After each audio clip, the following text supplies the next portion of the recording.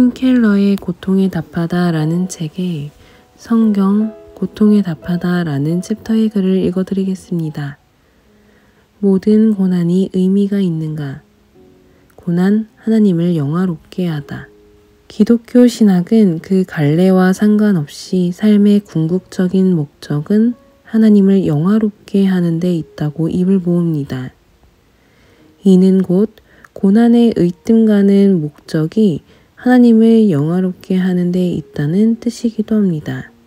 요즘 인기를 모으는 교회들 가운데는 하나님이 행복하고 건강하며 번창하게 해주신다고 가르치는 경우가 많습니다.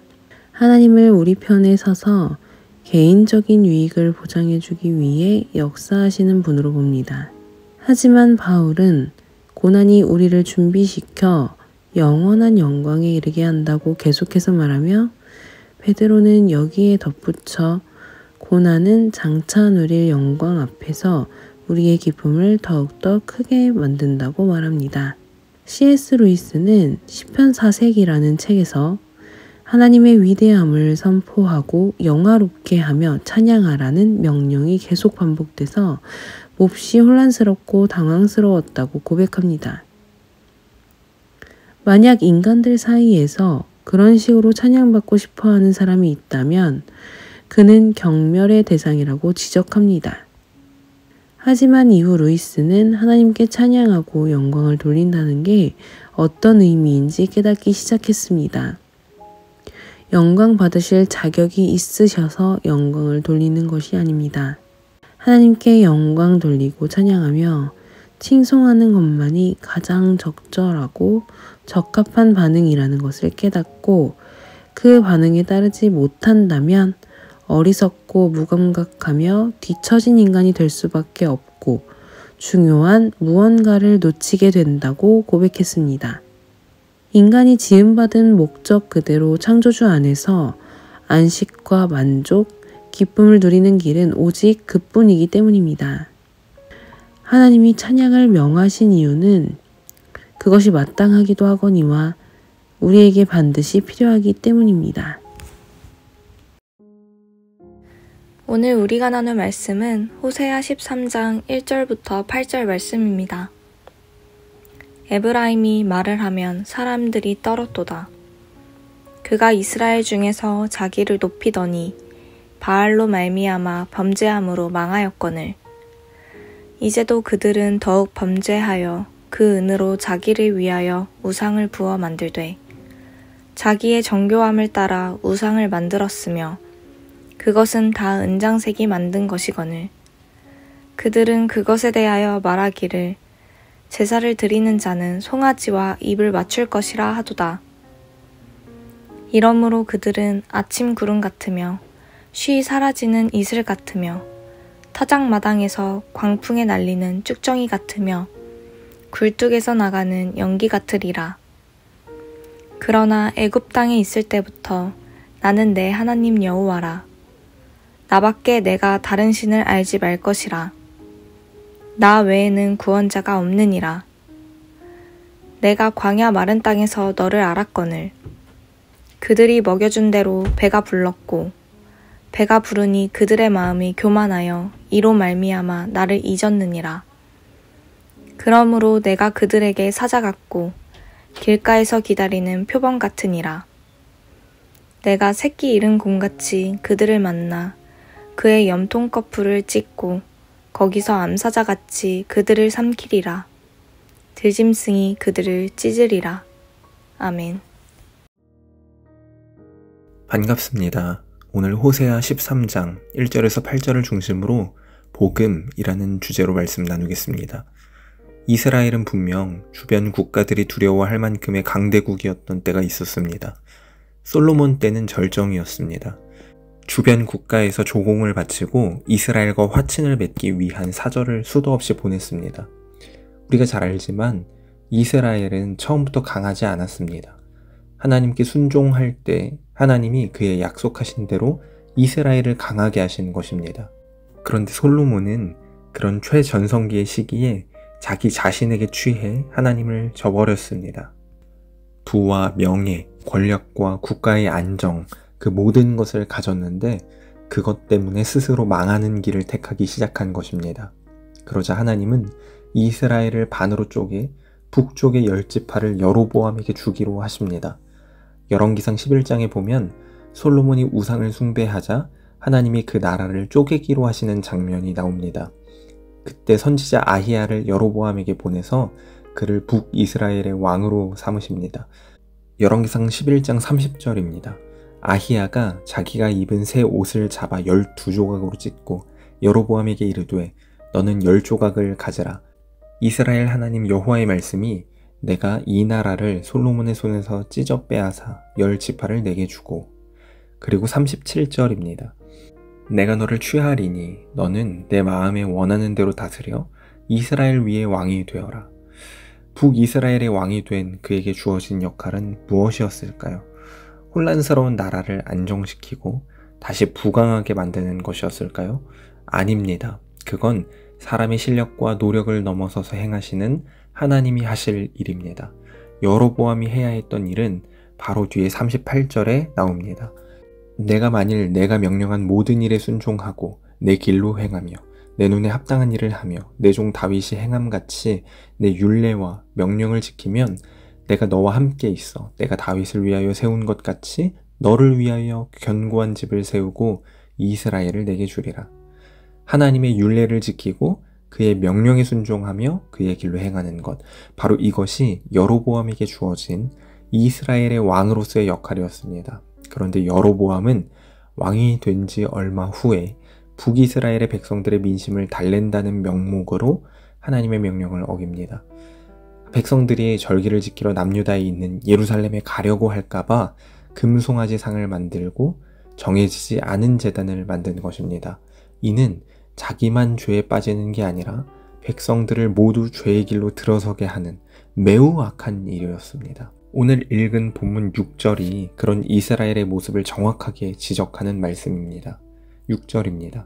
그들이 먹여준 대로 배가 불렀고 배가 부르니 그들의 마음이 교만하여 이로 말미암아 나를 잊었느니라. 그 후대의 왕들은 더 가관한 이였습니다. 이방인과 통혼하고 바알과 같은 이방신을 섬기기 시작했습니다. 그때의 모습을 본문 1절에서 확인해 볼 수 있습니다. 에브라임이 말을 하면 사람들이 떨었도다. 그가 이스라엘 중에서 자기를 높이더니 바알로 말미암아 범죄함으로 망하였거늘 이제도 그들은 더욱 범죄하여 그 은으로 자기를 위하여 우상을 부어 만들되 자기의 정교함을 따라 우상을 만들었으며 그것은 다 은장색이 만든 것이거늘 그들은 그것에 대하여 말하기를 제사를 드리는 자는 송아지와 입을 맞출 것이라 하도다. 하나님은 그런 그들을 계속해서 무너뜨리겠다고 하셨습니다. 그렇게 흔적도 없이 사라지게 될 것이라는 말씀이 3절에 이어서 나옵니다. 3절입니다. 이러므로 그들은 아침 구름 같으며 쉬 사라지는 이슬 같으며 타작마당에서 광풍에 날리는 쭉정이 같으며 굴뚝에서 나가는 연기 같으리라. 아침 구름, 그러니까 안개는 태양이 떠오르면 얼마 후 사라져버립니다. 이스라엘은 안개와 같이 사라져버릴 것들 때문에 하나님을 등졌습니다. 또 축정이는 바람에 나는 겨라고 할 때 그 겨와 같은 단어입니다. 그런 것들은 광풍 앞에서 다 날아가 버릴 것들입니다. 한마디로 사라질 것들을 따르던 이스라엘이 곧 멸망하여 흔적도 없이 사라지게 될 것이라고 하나님께서 말씀하고 계시는 것입니다. 그러면서 하나님은 이스라엘에게 내려질 진노를 사나운 짐승의 특성에 빗대어 말씀하십니다. 7절입니다. 그러므로 내가 그들에게 사자 같고 길가에서 기다리는 표범 같으니라. 내가 새끼 잃은 곰같이 그들을 만나 그의 염통 거풀을 찢고 거기서 암사자같이 그들을 삼키리라. 들짐승이 그들을 찢으리라. 그들을 찢고 삼킨다고 하시는데 무시무시한 표현입니다. 물론 국가적으로 이스라엘이라는 나라가 그렇게 찢기고 사라지게 될 것을 말씀하시는 표현이지만 당연히 개인의 문제에도 적용되는 말씀입니다. 사랑의 하나님이라고 하면서 어떻게 저렇게 무서운 표현을 쓰실 수 있을까요? 다시 한번 말씀드리지만 하나님이 너무한 게 아니라 죄가 그런 결과를 가지고 오는 것입니다. 우리는 하나님을 무조건적으로 용서하시는 분으로 알고 있는데 그러다 보니 죄의 결과를 가볍게 생각하는 경향이 있습니다. 그러나 하나님의 입장에선 그렇지 않다는 걸 우리가 알아야 합니다. 죄는 하나님에게서 떨어져 나온 상태를 말합니다. 그래서 당연하게도 하나님은 결코 죄와 엮일 수 없습니다. 나뭇가지가 나무에서 떨어지기도 하고 떨어지지 않기도 한 상태라는 건 있을 수 없기 때문입니다. 하나님에게서 떨어진 그 상태, 바로 그 죄의 결과는 찢겨야 하고 삼켜져야 하는 것처럼 끔찍한 것입니다. 그런데 하나님은 그런 그들이 다시 나무에 붙어서 살아날 수 있도록 방편을 마련해 주십니다. 그게 구약시대의 제사입니다. 각든 동물에 자신의 죄를 전가하여 대신 죽게 하는 방식으로 하나님과 이어질 수 있게 하신 것입니다. 그러나 율법을 어기고 잘못된 제물을 바치면 그 즉시 진노의 대상이 되어 죽임당하기도 했습니다. 물에 빠진 사람을 구해주었는데 스스로 다시 물에 들어가는 것과 마찬가지로 이것 또한 하나님이 너무한 게 아닙니다. 하나님의 구원의 방편을 버리면 본래 죄의 결과에 따라 죽게 되는 것이 당연한 것입니다. 죽을 자는 반드시 죽어야 합니다. 그게 하나님의 공의입니다. 우리도 마찬가지로 하나님께서 떨어지는 죄를 계속 짓는다면 마땅히 찢기고 삼켜져야 할 것입니다. 그런데 놀랍게도 우리는 그 일을 당하지 않게 되었습니다. 하나님의 독생자 아들 예수님이 대신 찢겨지시고 삼켜지셨기 때문입니다.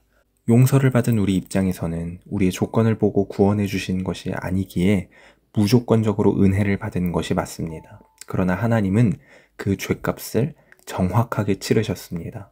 그로 인해 우리는 아무런 공로가 없음에도 구원을 받게 된 것입니다. 그래서 복음이고 또 선물이요 은혜라고 하는 것입니다. 내가 믿어서 구원받고 순종해서 구원을 지키는 것인가 하는 착각에 빠지면 안 됩니다. 길가에서 굶어 죽어가는 노숙자에게 누군가 음식을 줄 때 노숙자가 그것을 받으려고 손을 내밀었다고 해서 그 손을 내민 것이 공로가 되는 것이 아닙니다.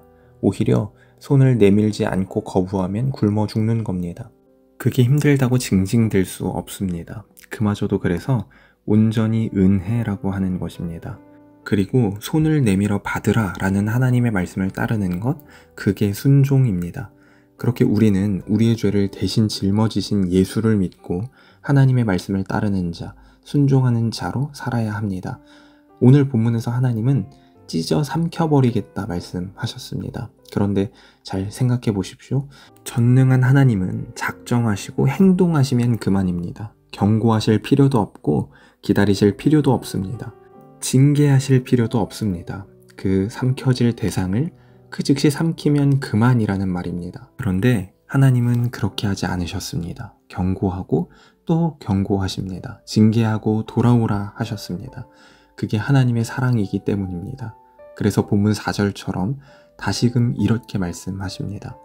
4절입니다. 그러나 애굽 땅에 있을 때부터 나는 내 하나님 여호와라. 나 밖에 내가 다른 신을 알지 말 것이라. 나 외에는 구원자가 없느니라. 말씀을 정리하겠습니다. 하나님의 공의에 따라 찢길 자는 반드시 찢겨야 하고 죽을 자는 반드시 죽어야 합니다. 하나님의 용서는 우리가 생각하는 것처럼 그저 봐주는 용서가 아닙니다. 죄는 결코 그냥 넘어갈 수 없는 일입니다. 그래서 예수님이 대신 찢기셨습니다. 이 내용은 이사야 53장에 기록되어 있습니다. 이사야 53장 5절입니다. 그가 찔림은 우리의 허물 때문이요 그가 상함은 우리의 죄악 때문이라. 그가 징계를 받음으로 우리는 평화를 누리고 그가 채찍에 맞음으로 우리는 나음을 받았도다. 우리는 다 양 같아서 그릇 행하여 각기 제 길로 갔거늘 여호와께서는 우리 모두의 죄악을 그에게 담당시키셨도다. 사랑하는 성도 여러분, 오늘 그 결코 가볍지 않은 은혜 앞에 서시기 바랍니다. 그 은혜를 받은 자, 복음을 아는 자의 하루를 살아내는 모두 되시기 바랍니다. 기도하겠습니다. 살아계신 하나님 감사합니다. 찢기고 삼켜져야 마땅할 죄된 우리를 대신해서 십자가를 지신 그 은혜를 우리가 가벼이 여기지 않겠습니다. 그 엄청난 사랑을 붙들고 매 순간 성도로 살아내겠습니다. 다만 연약한 우리에게 믿음을 더하시고 지혜를 더하여 주옵소서. 감사드리며 살아계신 예수님 이름으로 기도합니다. 아멘. 하나님이 오늘을 선물로 허락하셨습니다. 말씀을 기억하며 주어진 순간마다 복음을 붙들고 나아가는 모두 되시기 바랍니다.